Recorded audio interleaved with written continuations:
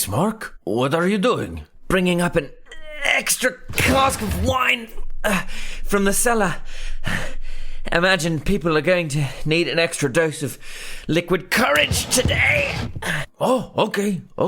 Good thinking. They're off again to Kresk in Argenvostholt. You didn't want to say goodbye? No, Owen, no. I've had enough of goodbyes for one lifetime. I think I'll just focus on the drinks for now. Sure. Would you like some help? No, thank you. I can carry it myself. I see that. Yes, I see that. You know, Ismark, she's going to be all right. Irina. Mm-hmm. They're close to a way to kill him for real. And once they have it, they'll fling wide the doors of Ravenloft, give Strahd a kick in the teeth, and Irina will be saved. I have no doubt. That is, if she doesn't find a way to save herself first. Dimitri told me about the last time with the dress. Very clever. She will be okay, son. I know she'll be okay. Sometimes I just wish for a little more than okay for her. I know she can survive anything, but God's above and below. How much more is she going to have to? We can all do a great deal of surviving, but what about thriving? I know she'll be okay, but what about happy? Atlas can hold the sky upon his shoulders, but it doesn't change the fact that it was a punishment to do so. Ismark. What is all this surviving for? When Strahd is still free to do as he pleases, take whom he pleases, see no suffering himself. I don't know anymore, Owen. I'm just not convinced that it's all for a reason, that we suffer to build something else. What if this is just what it is, Owen? What if it only gets worse? We carry the burdens of this world with a smile and a fool's hope. All that's waiting at the end of the road is more to carry. It just doesn't seem fair. I know. It is very heavy. You are right. Wish I had words to take away your burdens, Ismark. But I think your pain is well earned, and they do not exist. I can at least help you with the cask. Come, that is what I can do. I'm so scared, Owen. I'm scared for the rest of our lives. That's it, my boy. Let it rest. Maybe just for today. But let it rest. Hey Dungeoneers, thanks so much for joining us for another episode of the Strahdcast. If you like what we do here, remember to follow us on YouTube or subscribe via your favorite podcast app to get notified every time we release new episodes. Thanks again, and take your listen with advantage. When last we left our heroes, Winnie, though furious and in pain, brought Anastraya back to Vallaki and told the rest of our heroes that Irina had been captured once again. Olaf calmed Dimitri, and Kaz attempted to quell Drogar's rage. Seeking spiritual guidance, Drogar spent the evening at the Church of the Morning Lord and communed with companions gone by. Though devastated by Irina's loss, there is much work to do if our heroes want to get her back. The Amber Temple lies ahead. In preparation, Kaz and Winnie make their way back to Kresk. Arriving at the Abbey, they reunite with Esmeralda, who relays key pieces of information about the temple and vows to join our heroes on their quest to reach it. Now, Drogar and Olaf are on their way to Argenvostholt to hollow its grounds. What has been made of the old keep? Find out now on the Strahdcast. close your eyes. Take a deep breath. Shuffle off this mortal coil and transport yourselves to the far, foggy realm of Barovia.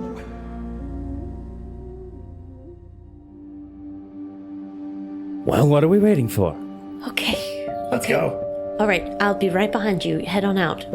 And I think just for like 1 second, like as Kaz and Esmeralda are heading out, Winnie is going to go over and like fall on her knees in front of the statue of St. Markovia. St. Markovia, yeah. And just like put my hands on her feet and just be like, please, please, please, please, please, just look out for her, okay? Just, you're so strong make her be strong and just watch out, okay? As you open your eyes, Winnie, and look back up at the statue, maybe it's a trick of the light. You know, like how there were those structures made that if you viewed from a certain angle, you know, you looked up, it would reflect the light in such a way that it would like put a halo around some painted figures. So maybe as you look up, it's a trick of the light. But for a moment, you think you see a brightness and a shimmer in those eyes that so long sought knowledge and the freedom of the valley. You think you see a quick glimmer, but as soon as it comes, it's gone. I'll reach into my bag, pull out my slingshot, hold it to my chest, hold it high up in the air like she's holding her sword, and then turn and follow. Great. Okay. Awesome. And then we'll go to Argenvostholt. Cool. Yeah? Yeah. Fab.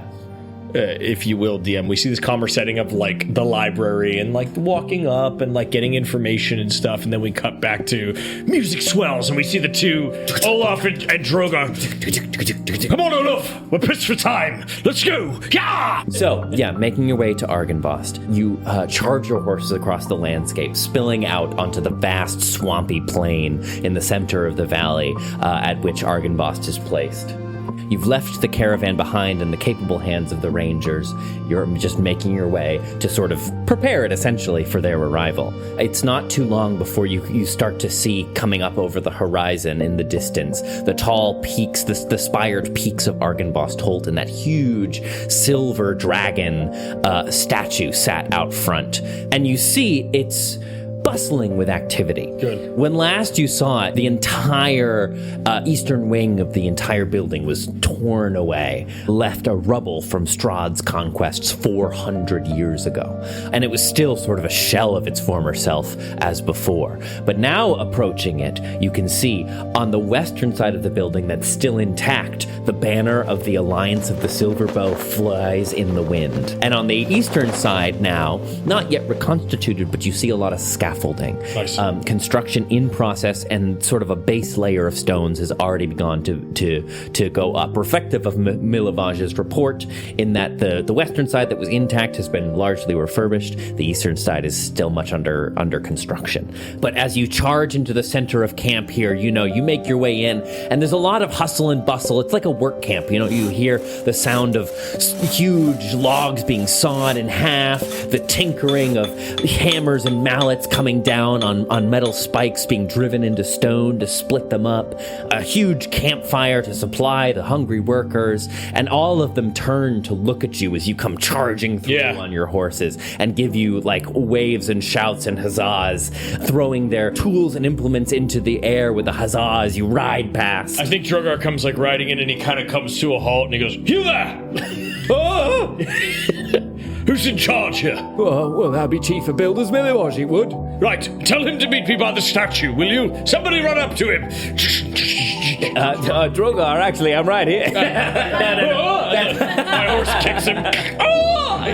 No, yeah, so you go off towards the statue. Drogar is actually going to dismount, and he's going to kind of, I think he like hands his horse off to somebody who's like, working or is coming up alongside. I think Olaf would take it. Olaf takes the Take horses? a minute with the horses. Like, Oh, cool, great. Olaf, once you stable them, I need your help more than anyone else's. Meet me at the statue of the Silver Dragon. okay, all right. Olaf leads the horses off. You're just sat there for a minute in front of the statue of the Silver Dragon with the outline of the keep in the distance, and you have a minute before Milivaj arrives. What do you think? What are you doing? I think Drogar is like hasty. I think last night gave him clarity. Gave him last night he was unsure, he was iffy, he was mixed in his feelings and his spirit, in his spirituality, and this morning he was like, I have a purpose. I have a mission. Drive, yeah. This is the drive. So as he gets to the statue, he's like disrobing. He takes like his vestments off, he places them down, and he's like already beginning to pull the incense out. Right. And he's doing it right at the silver statue in front of the keep.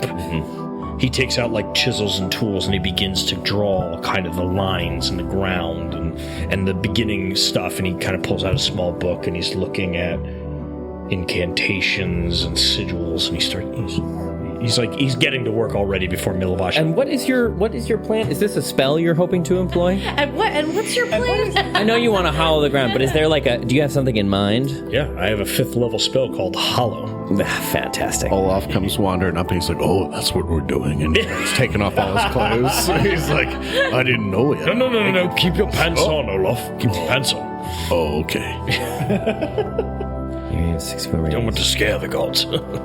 Oh, I don't. I want to show them what they gave me. Oh, come on. That's really good. Fair enough, Olaf. So technically the casting time is 24 hours. Jeez Louise. So, And I was going to ask you of something. Are there any holy people here already? Argenvostholt? Any priests, any abbots, anybody that's there, any holy people? Why don't we say Lady Petrovna's here? Let's say Lady Petrovna is here. Fair. She usually is in, but I mean, she wasn't there when you were at the church last night. Right. So we can say, we see. She's normally in Vallaki. She's normally at the church in Vallaki. But we'll say, as you're moving through, that's great. As you're moving through this sort of work camp, you see maybe there's a sick tent.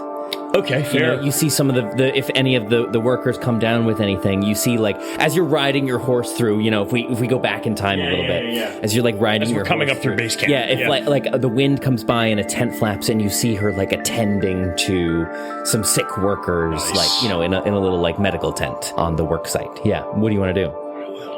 And Lady Petrovna, just so we all remember, she was the burgomaster's wife. Her kid got blended. It was a whole thing. Why? Man, that episode. And she took and Artemis tried to save him. He told him. You did. If you give on the door.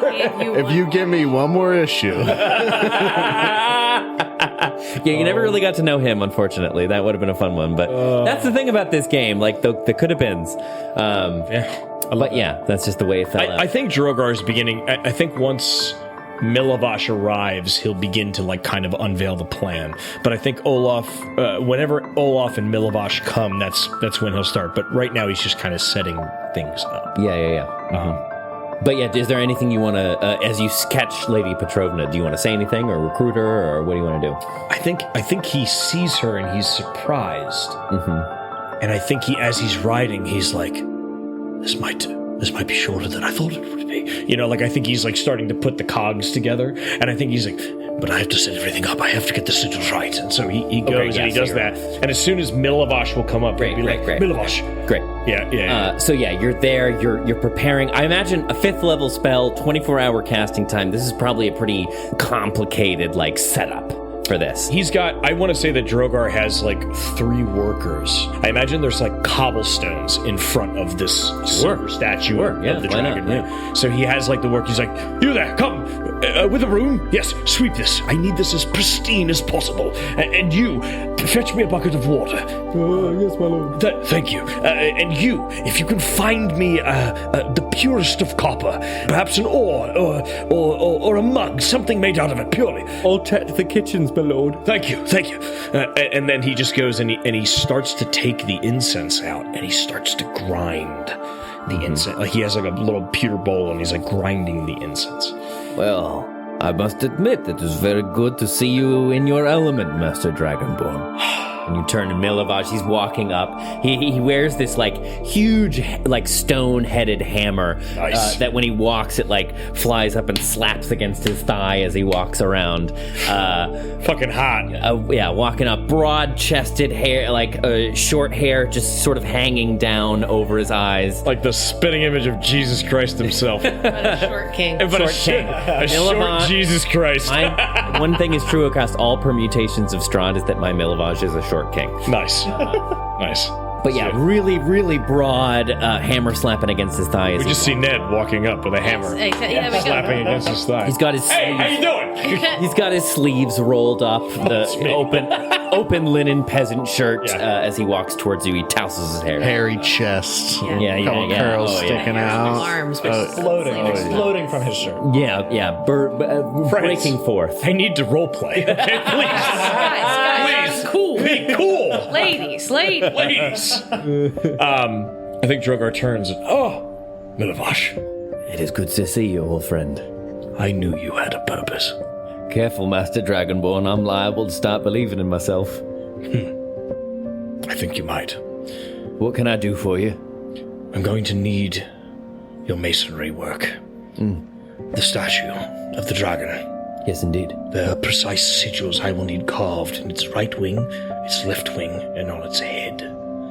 I can show you what they are, but you must be the one to chisel them, as I will be incanting. I will be speaking the incantation. Now, we will also need Lady Petrovna. Normally this is a spell that takes a day, with just myself. I'm hoping that with the help of Skogr and Lady Petrovna, I will be able to cut it in half. There's nothing saying that it will work. It might end up taking 24 hours, but I have faith. Well, if we can slice a slab of granite in half, I wager we can do the same to your casting time. And he like pulls the big hammer from his belt and brings out a chisel from a back pocket, and he just says, "Guide my hand." Yes, right. And Drogar, flips through this little book, and he rips out 1 page, 2 page, 3 pages, and he goes, all right, that one is going to go on the left wing. Mm-hmm. And he begins meticulously carving. Maybe if up on it, he's like climbing up, slung up from it, like those guys who wash windows. He's like belaying down the. And statue. Drogar is literally holding the piece of paper up next to it so that he can reference it like a true artist. Mm-hmm. And then they move to the head. And then the guy who fetches the water comes back, and Drogar's like, you, sir, I need you to find Lady Petrovna. I believe she's in the sick tent on the way up. Oh, yeah, attending to the wounded, my lord. Yeah, I'll fetch her right well. Tell her it is the utmost importance to keep the ground hallowed. She will understand. Hallowed, I'll remember. Yes, my lord. Very good. Olaf, anything as you're making your way through camp? What are you up to while Drogar is preparing this ritual? I think he really tries to keep to himself and mostly just talks to the horses. He's kind of thanks them, oh, good girl, thank you. I'm sorry we had to ride you so hard. You did. And he gives them both some scratches, and then once he gets them in the stable, tries to find apples or something to give them. So then, you spend some quiet time with the horses as Drogar prepares this ritual. I think maybe even taking a moment to appreciate, because the berserkers, for all of their strength, they're not really builders. Smiths, to be sure. They can make a weapon better than anybody, but they're not builders. And to see this enormous stone structure rising out of the earth, maybe that does something for you. Yeah, for sure. I think he kind of maybe takes a slow walk back because he gets distracted and touches the edge of some stonework, and he's like, oh, I have to tell Zarya about this. Imagine what we could do with walls made out of this. So maybe in Drogar, in the midst of all your preparation and you're waiting for Milavage to return and Lady Petrovna to arrive, you catch a glimpse, I think, of where the earth was torn up, where Strahd ripped the skeletal corpse of Argenvostholt out of the earth. And you did battle. And you see atop the beacon shining, and it sort of bathes this whole work. It's almost like a gobo lighting, kind of going past, or reflecting off a disco ball. There are just these glimmers that pass by. I think there's a moment where he looks down at the ground and he sees the rubble and the debris, and he sees I imagine there's wood planks that have been put over it so that people can keep moving. Sure, you know what I mean? There's this hole in the earth, but they were a bridge over it. Yeah, a pontoon bridge over where the earth got ripped open. Yeah. So that people can get wheelbarrows up and masonry work and stuff. And I think he just kind of stands on this wooden bridge and he looks down, and then he looks up to the battlement where Godfrey was when he first challenged him. Oh yeah, that would have been Owain. Yeah. Oh, sorry, Sir Owain. And so he sees, I think he kind of looks up to where it was and just kind of gives a grin. I hope you and Godfrey are well. You asked for the lady. You hear Milavash's voice come from behind you, and you see Lady Petrovna almost float up the way to meet you, and she's in this long shawl, almost like a funeral veil, with just a little section of her eyes cleared away that kind of flows seamlessly into her dress that carries all the way down, and the undulating of the bottom of the dress is such that it looks like she's just kind of floating like a ghost. That's awesome. Across the field. Okay. Like a Russian ballet dancer? Yeah, that's fucking sick. Absolutely. Making her way up to you. She kind of glides up to you and then comes to a rest and just bows her head deeply and stands again. I think Drogar takes a knee because he's about to ask her for aid. And I think Drogar takes a knee and looks at Lady Petrovna and just kind of holds both her hands and just goes, I am in need of your aid. I wish to hallow this ground, to keep Strahd from ever stepping foot on it, to keep the undead from ever rising in it. But I cannot do it alone.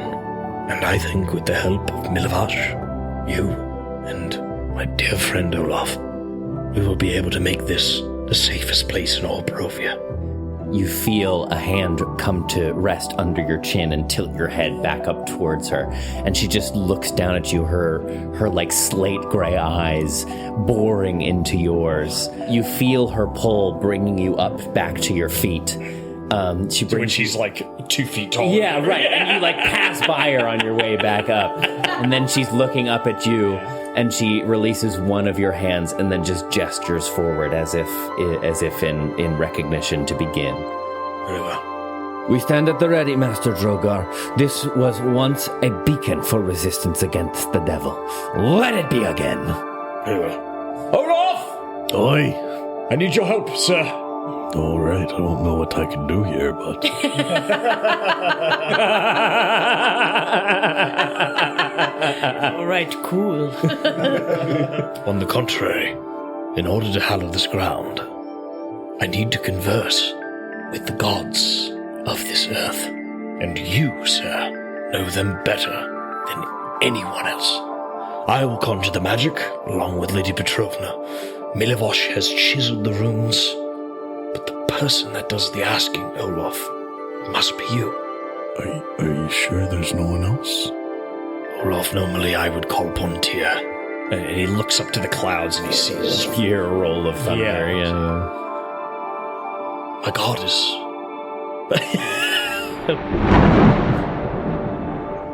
I was just gonna roll the dice. Which one would you have taken? Somebody falls off the tower. Can I just press one? Yep. Drogar looks- drinking. He looks to the skies. Cork flies off the battlement. Well, I'll drink God, that. the gods are all sitting around passing a bottle, being like, "This is crazy." No, Olaf. Tyr cannot help me here, nor can any other god. It is up to the gods of the land and to you. I will do my best. I have all the faith in the world in you. Come. And I think Drogar will, he kneels down on these cobblestones. And I think part of this is a painful experience. And now, while you're doing this too, Olaf does take off his clothing. Yes. Right, now, oh my goodness. There's only one way to be close to the gods. That makes absolute...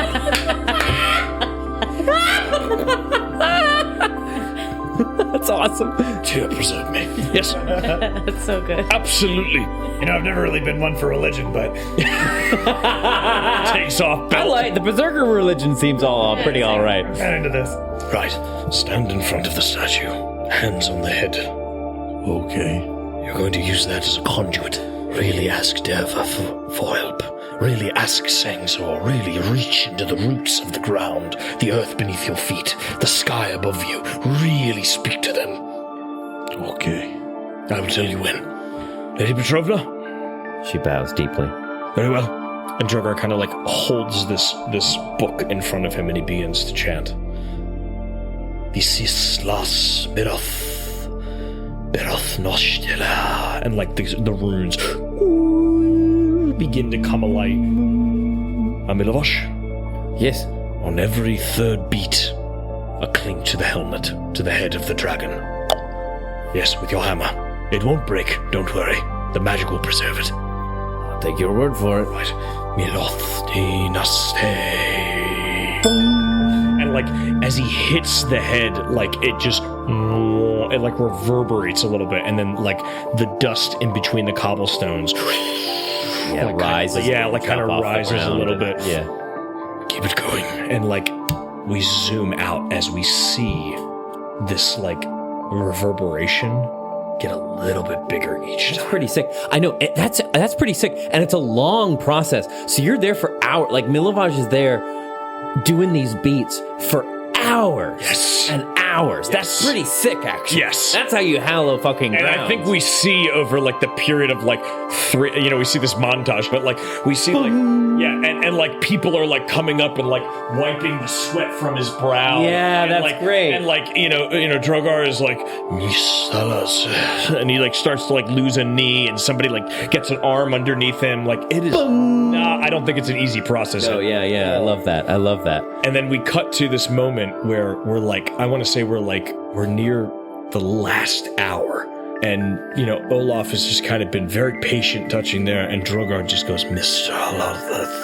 Mirashot. And we see the dust goes up, and it's like almost like half a mile wide now. It goes up. And he goes, Olaf, now! Sangzor, god of war and protection. Derva, god of nature and fertility. Hear me now. Grant us your protection and your power. Protect this valley. I have given all I can, and I will give more. Hear me. Hear us! As all of the dust and debris and wood shavings and leaves and twigs and bits of pebble and stone from the construction flies out at this last moment, the pieces left over from the construction of this place swirl into the air and rise in this sort of like dome over the entire expanse. And for a moment, Olaf, as you stand there, hands on the head of this statue, you don't feel anything. Your words echo, ringing through the air, but you feel nothing. And as you open your eyes, the face that meets you is not the stone face of the dragon. It's the fox. And it flickers, its face like coming out of the face of the statue.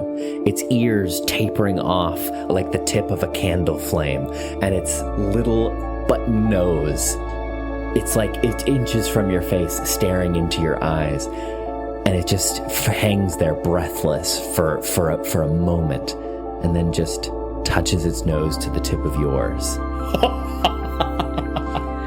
And all of the runes along the statue alight in a brilliant golden light. And you, Drogar, sat at the bottom, noticed something that you didn't prior in all of your haste. Only now do you see a pyramidal slab of stone, not far away from the dragon cast statue, sort of just off to the side, rising up out of the earth, kind of like the Washington Monument. Okay, you're like a little obelisk. Yeah, like an obelisk rising out of the earth.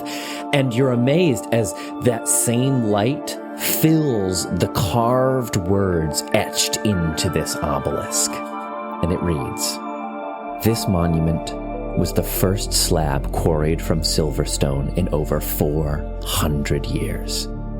Many more will be made after it, that we may rebuild what was stolen away. We immortalize here the adventurers who made the first cut. Levina Nemira, descendant of dragons. Adriana and Dea, a pack for 2.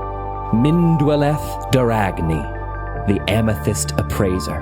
Coriana Kolsevich, the bone saw. And Dora Ophandris, weaver of legends.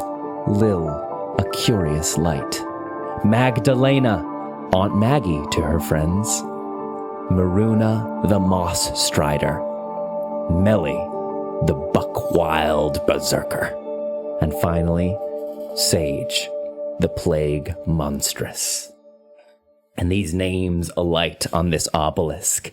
And as the ritual reaches its peak, another pulse of energy explodes out, and all of the detritus whipped up in the fervor falls and turns to golden dust, falling like snow around you. You feel Lady Petrovna's hand grasp your shoulder.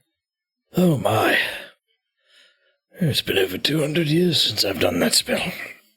And so this ground is hallowed. Which means undead creatures can't willingly enter the area.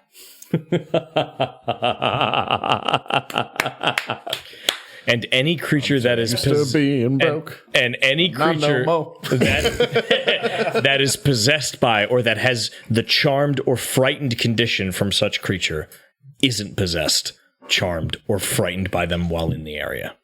Extra effect. Everybody gets 5% sexier. Yeah. I'm gonna go with this one because I just think it's better for there's a lot of different things I could do with the spell, but I think I'm gonna do Peaceful Rest. Dead bodies interred in the area cannot be turned undead. Oh, that's great. Yes. Yeah. Oh, I think that's amazing. Oh, wait, that's it. Okay. Rising up out of the hold itself as this spell comes to its culmination. Yeah. You see a parade of spirits themselves, the bodies interred of the paladins lost from the battle 4 centuries ago. As this place is sanctified and hallowed, all of those put to rest who died in the battle here, you see a parade of spirits swirl around, a ghostly ribbon cutting across the sky, weaving into the very fabric of the hallowment spell, the shield that now protects this place. And then with a last desperate sigh that echoes through the air. And this place is hollowed. It's just like Like at the end of Ghost Ship. Drogar turns to Olaf and goes, now the ground is hallowed. And It did work? I think like feeling all this too, like Olaf dropped to his knees. The camera cuts to the back of Olaf. Bare ass, just holding the... And you see his shoulders shaking because for the first time you've ever seen, he is just pouring crying. Yeah. He's never felt his gods before. Lady Petrovna bows deeply and floats away, taking some distance. And Milavage says, oh, well, you know, I do feel safer. You really are a master carpenter. And he looks around, maybe at the gathered workers who, like, over time gathered to kind of watch this. Their going hats about. in their hands. Yeah. And there's this moment of calm, and then Milavage looks around. He's like, all right, you lazy so-and-sos, back to work. Hero business over. Go, go, go, go, go, go, go. All right, you know. And there's a big kerfuffle, and everyone gets back to work. Yeah, Olaf does a big... and wipes his face. You got nothing to see here. As he's like pulling his underwear on. I think Drogar will come over to Olaf and put a hand on his shoulder and just look at the statue that is now. I imagine the runes are still glowing. Yeah, a kind of just fading out of the light. Yeah. And I think Drogar looks at Olaf and just goes, "It doesn't take a cleric to talk to your god." Thank you, my friend. My pleasure. I've been ready before, but now more than ever. I will die for this cause. But don't. How much time has passed, DM? Well, okay, so this is great. This is why I think you were tearing away while they were in the cart, is because you needed to get there faster because of this extended casting time. I was totally prepared for it to take all day and all night and give up a rest and all that stuff, but... No, I think you're good because you got Lady Petrovna. That makes sense. You cut it in half, so it's 12 hours. Right. So once you finish, you kind of know now you got to kind of get right back on the road to meet up with Winnie and Kaz at the Raven River crossing. Oh, I wish we could see the moon, but we can't. The sky's cloudy. I think just Olaf kind of knows the shade of darkness or whatever, and he goes, "Oh, a lot of time has passed. We better get going. I'll get the horses." Very well. Fetch some water and some food before you leave. We'll eat on the road. Right. And I think Drogar will, while he's getting the horses, Drogar wants to step inside and look at the keep and see what it looks like now that it's... Yeah. Approaching its old majesty, you think. One side is the western side, kind of maybe making your way through, maybe even some rooms are familiar to you. But rooms have been prepared with beds, almost like a barracks. Yeah, just cots. one after another in preparation for these villagers who will be arriving. Actually, probably started to arrive as your ritual was coming to a That's close. cool. Like, as we're finishing up, we see them coming up the road with the... Yeah, absolutely. The Rangers. Yeah, and so actually now at this point, as you walk through the fortress, they're like getting getting settled and picking out their bunks and like setting up camps. A lot will be held in the western edge, and you can see like sort of a makeshift camp, a tent city almost, beginning to spring up to one side of the fortress for the those who can't be housed immediately inside. I think Drogar will walk through and will look around, and he sees some kids like chasing each other, and he sees an elderly woman is sitting down, and her son is like aiding her down to her seat and bringing her some porridge, and all the weary Barovians who followed behind you, now are finally setting down for some proper rest. I think Drogar just like looks around. Even after you are gone, Argenvostholt, your essence is still here. Your stamp is on this land, and we will carry it wherever we go. Great. Leaving behind our respective adventures, Kaz and Winnie loading up on the cart and traveling back outside of Kresk. Anything else? Any other business? Anybody else you want to talk to? I think Kaz actually takes a few minutes to walk through the abbey. Before going off, she would just say to Winnie and Esmeralda, "Hey, just my guy's mind is giving me a minute. I think I'd actually like to walk around a little bit." Yeah, I think I'll go down into the town then. Okay. While Kaz is walking around, I'm going to go down and walk amongst the mongrel folk. Yeah. And check in. Sure. But yeah, so Kaz will just she'll go up to the room where they were staying. She'll retrace her steps, just like seeing little ghosts of the past everywhere. And then I think kneel down next to where the abbot and Drogar fell and just sort of sit with that. I think she likes to revisit moments of fear and panic and desperation, just in case there's anything left to learn from them. Mm-hmm. But she doesn't want to forget. Great. Why don't you give me a wisdom saving throw? Which one of you is going to roll a good number? I picked wrong. That's a 4. Yeah. What if this had been the roll? A 3 again. Okay. Damn, okay. It's meant to be. It's definitely meant to be. I think all your life, Kaz, as you sit here meditatively before this like ashen outline of where the abbot fell, all your life, I think you were one who just took the initiative. And I think the one time where you felt like you were behind a step was Grun. And so I think now that is what is on your mind. Mm-hmm. Because Barovia has felt like always being back a step. Now even more so with the loss of Irina. And so that is what has stirred to mind, the loss of Grun and kind of resonating with now this loss of Irina. What's that like for you? It's funny that you bring up Grun, because I think as she's going about trying to gather memories and last minute lessons, mm-hmm.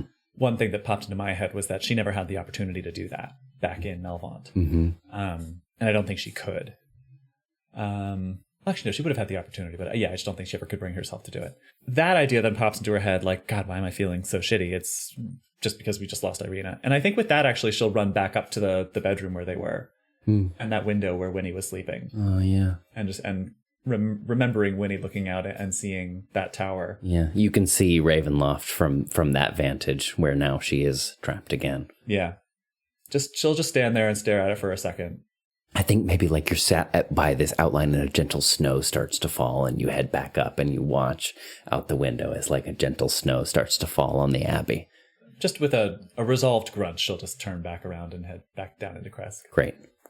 Winnie, walking amongst the mongrel folk, any aspirations? I'll go see Marenza.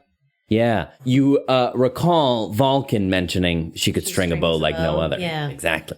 So you go through, you see this bowier commune, a bunch of bows strung up on racks. You think that a likely place.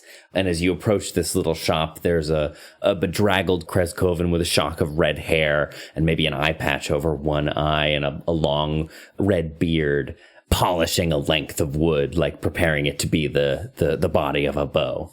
What would you like to do?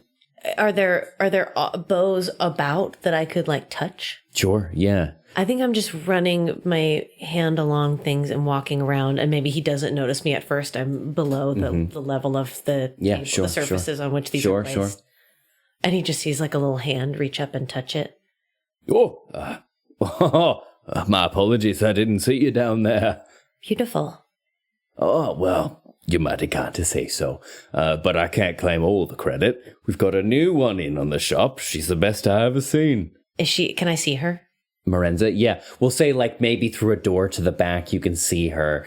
Her spider-like mandibles clacking away and bat arms delicately running a string, looping it around the edge of a bow and bending it backwards, creating that recurve shape that gives them so much thrust and power, bending it back and stringing it up and then, like, eyeing it down, making sure it's true, except, like, working in the back.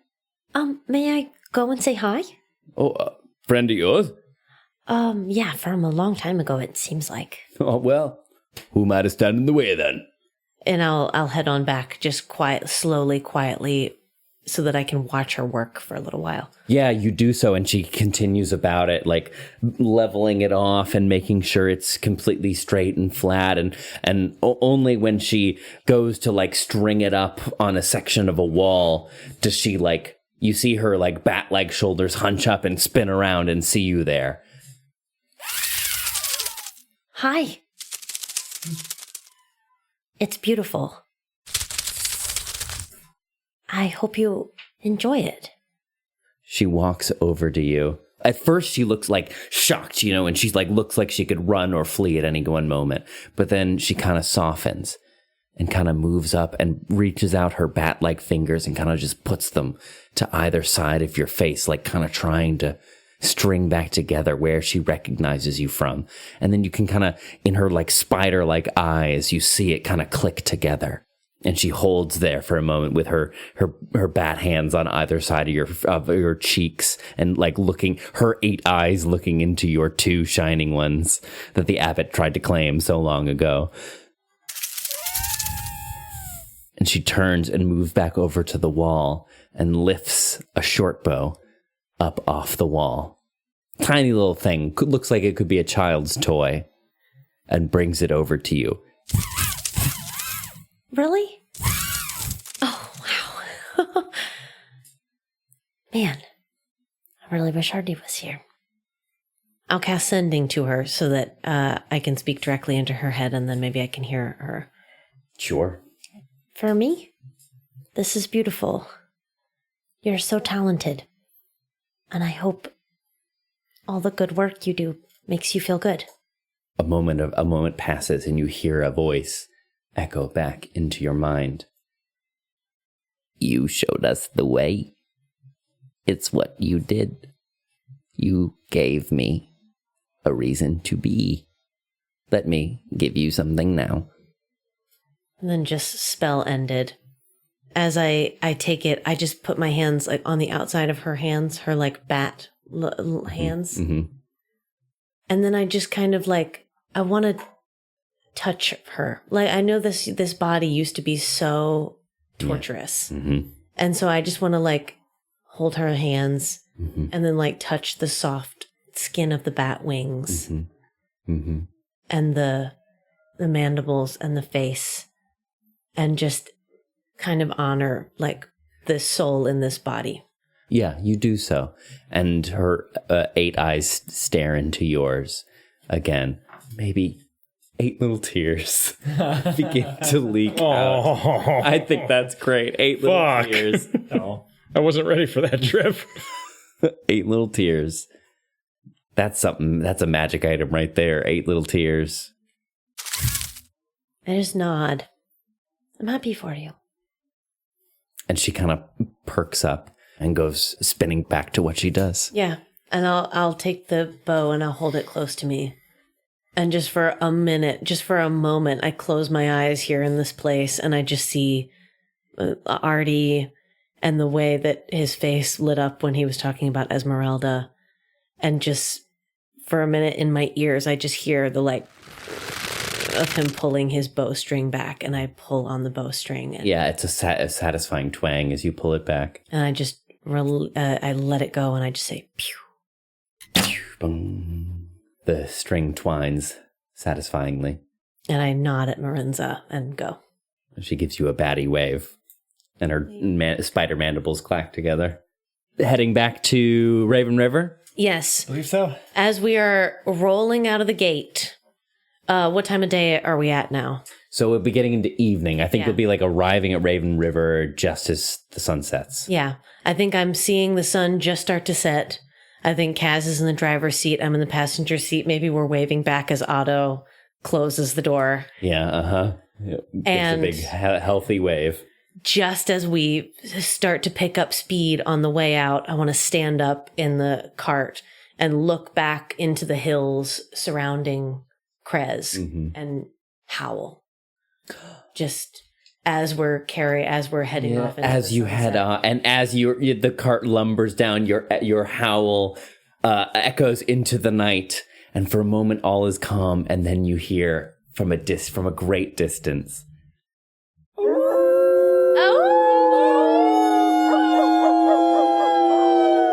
More and more howls joining in conjunction, and you are played off from Krezkov with a chorus of howls as you make your way to the Raven River. I sit down in the seat listening to the howls. I look over at Kaz and then I look forward and I just put my head on her shoulder.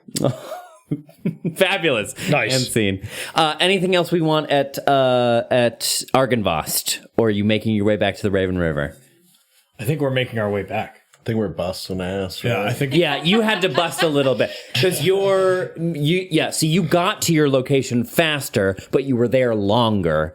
You got to your location slower, but you were there shorter.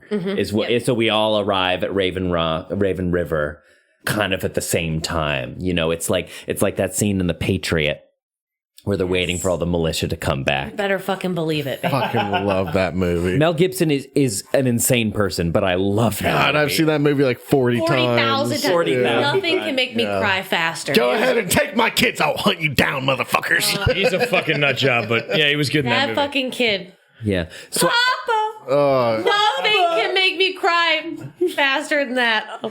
So I think Ledger, the stud in that movie. Sorry, all right, I'm done. the mind's eye comes down on this crossroads of the Raven River crossing. Maybe Dimitri shows up first. And he transforms back and he comes to rest and he's just kind of sat there agitated, but he finds his calm, begins setting up a little camp, and slowly, like out of the mists, you all begin to emerge and congregate. And I think maybe what feels right is you all kind of come back together and it's just silent for a while as you set up camp. Until like the tent is pitched and the fire is roaring and you're all, here, let me get some ambiance. Campbell, push a button. Any button. Well, Does anybody else feel like they want to get naked? Olaf already did. Oh, by Dervo's bounty. Who is that young lady with that deadly-looking leg? Oh my So yeah, God. you're kind of coming back. You're coming back together. Holy shit. You say that to Drogar, and then you three, because Esmeralda. No, was- our last ranger took a liking to her as well. She's with us. she's with you. Yeah. You're kind of Go ahead. If I have to give my life to talk to her, I will. Oh. Well, Olaf, that is Esmeralda, and I wish you nothing but the best of luck. And I think as you three are coming in, Esmeralda in tow, you're making your way into camp, and you feel again that hand on both of your shoulders. Sorry. No, I'm sorry. Old habit.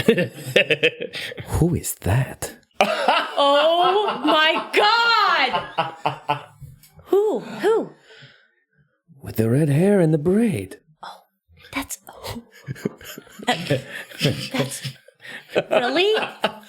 That's What do you mean, really? no, please, no. Oh no, this has nothing to do with you. That's our friend Olaf. He was a chief scout for the Berserkers, and he's very tall and handsome and strong, quiet and steady. She kind of like grabs you by the collar. She like gathers up your collar and pulls you a little close. You have to introduce me. Oh, I don't know how to do this. Introduce me. okay, yeah, okay, I'll introduce you. Okay, cool. I mean, do you want me to be subtle? Like, this is Esmeralda. No, That's what I'm saying. I don't know how to do. She grabs up your collar, Cass. Introduce me. I don't know how to do this. We got this. Yeah, we got this. Right? Yeah.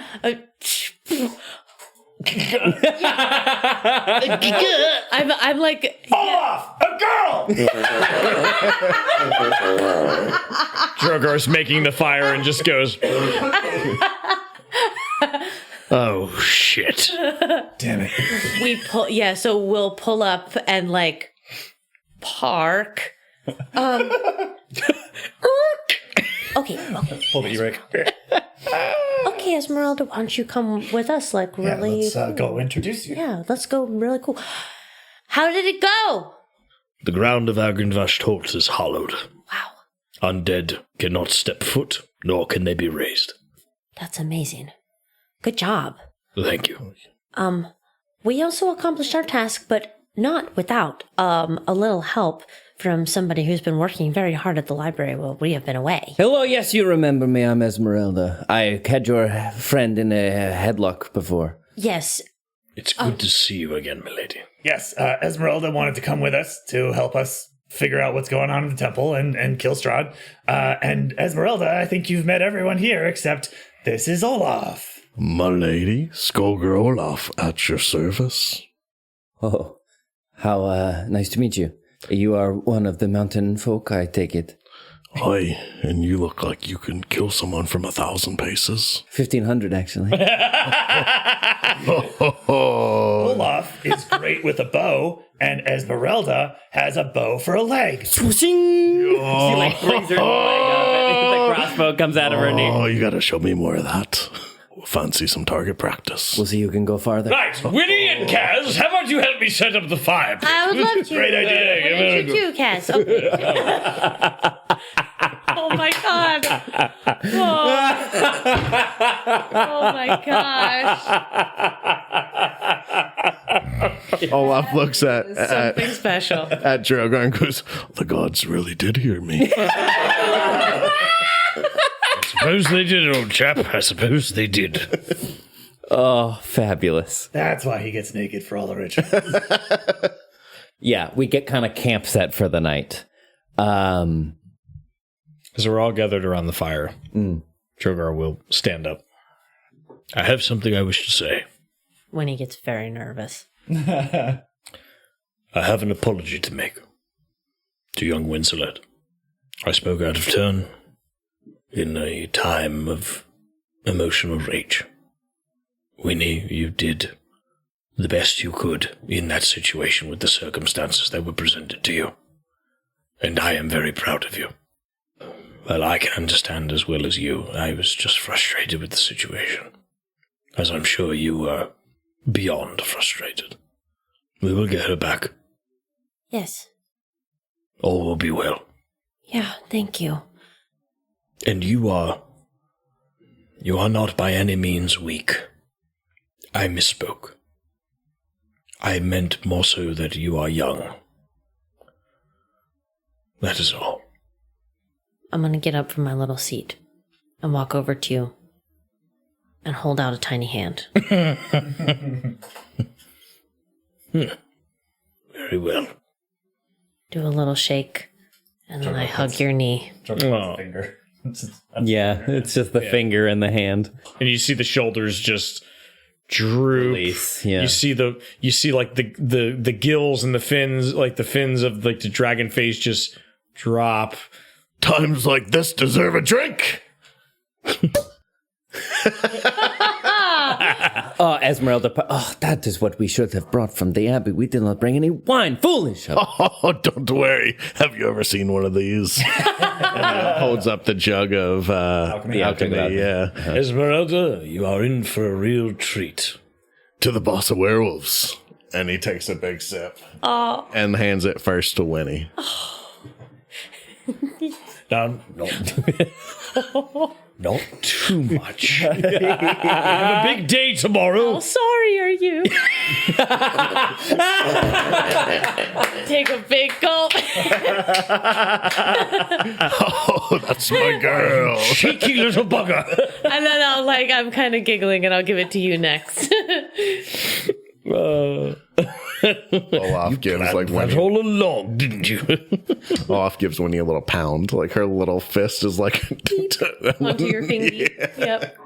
Champagne de l'Islam. You can only do. You can only ask her for wine.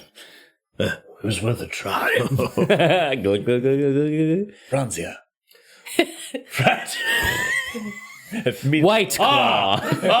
Black box. I must say, it is good to be back amongst your company. I was in that library for so long. I must admit, I almost began to think that you had forgotten to agree to come get me when you were going to the temple. Well, no. Why would we ever forget that? No, it was on our list. What do you mean? Don't say shit. Did we say we were going to get her? You sons of bitches, you forgot, didn't you? No, I don't know what you're talking about. Of course we remembered to come get you. I'm going to save all of your lives and you're going to feel even worse. We're going to feel really good because our lives will have been saved.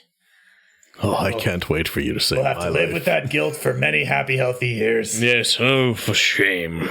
And one of us will fall head over heels in love with you. I mean, we'll really begin to be a comrade to you. Play it fucking cool, Goodness dude. gracious. Oh, good. To new friends. And old friends. And friends gone by. To friends. Aye. Aye. Look. Pass it to Kaz. Kaz will. Mayonnaise. No, I'm kidding. My God, you chaos muppet. Would anybody like a little snack before bed? Oh, now you're talking about Anybody hungry? Yes. Very well. Drogar's going to pull out some of the salted boar. Salted boar. And some some oats, I guess, and some water. He's going to try to make kind of a little bit of a stew. What were those things, those big things that we saw in the swamp? The big, the roast? Yeah, the deep roe thing. Yeah. A holdover from the... Is it a rothe? Is that how you say it? Yeah, that's how they say it in Baldur's Gate, at least. I could eat a rothe right now. Yeah, give me a... what would cooking be? A survival check. Yeah. Survival? Just in case, Kaz will grab a javelin and go take a look in the Raven River, see if she can spear a fish. Ah, sure. Give me a survival check. Aren't many things living here, but I don't know. Maybe fish are easy for Strahd to ignore. Maybe he doesn't care. 16, DM. 16. I'm a grandmother. I'm a grandmother. That's a 18 on the die for 23.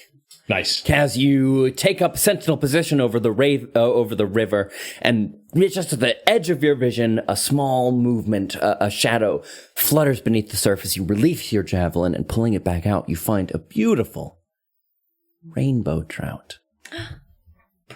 You find a beautiful boot. Yeah. There better be cocaine in this. Hey guys, look! She holds up the javelin as like a fish is kind of flapping on it. Oh, Very good. wonderful, Kaz. Wow! Throw that into the cooking. Ooh, I've got an even better idea. Olaf, will you get me a piece of cedar from one of the trees? Yeah, I think I saw one not too far away. Yeah, I'll be back. Wonderful. You're going to have the best fish of your life tonight. Great. Okay. So, Kaz. Great. Cool. So 16. Ruins it. Yeah. So a 16 for the stew, for like the meat. And you putting the fish in the stew? I was actually going to put the fish on a cedar plank. Yeah, well, because you know what you could do? Because you can get oil out of the alchemy jug, so you could almost crisp it if you put it over the fire. Yeah. So like some rainbow trout flank. that on the side. all right. Yeah, okay. All right, A nice little meal we pulled Let me together. roll again to see if I can pull that shit off. Hey, Ned, wood question. Is cedar a good wood to like carve something from? Only if Like it's whittle. Yes, Nothing yes, crazy. it's soft, so you can carve stuff out of it really well. Cool. Pine, cedar, white pine, all that sort of stuff is great. The more you know. Cedar is actually one of the only woods you're not supposed to use in a cutting board because the oils in it can cause allergic reactions to some people. So you don't want to have it kind of on your food. However, when it's dried and you do it for cedar planks for fish, it gives like an aromatic kind of accent to the fish. Cedar, I hardly gets put in a hammerlock by Esmeralda. So we get a nice little meal together. I think a small comfort in these hard days. Wait till the fish is ready. And he kind of turns around and he brings back the cedar plank, and the fish is like golden crispy on top. A meal before heading out on this quest.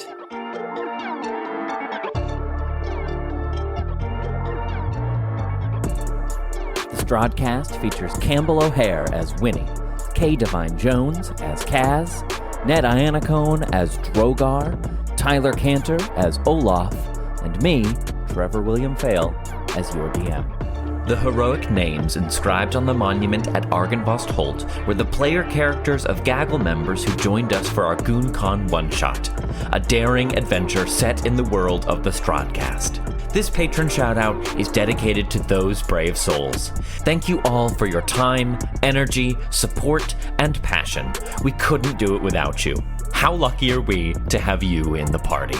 If you're not ready to support us financially, there are still plenty of ways to help us out. You can follow us on TikTok, Twitter, and Instagram at Critical Fail DM, binge Madness and Mercy on our YouTube channel, and join us there every other Sunday at noon Eastern Standard Time when we do live listens of new episodes of the Strahdcast. Or rate and leave us a review wherever you like to listen. Thanks, Dungeoneers, and take your day with advantage.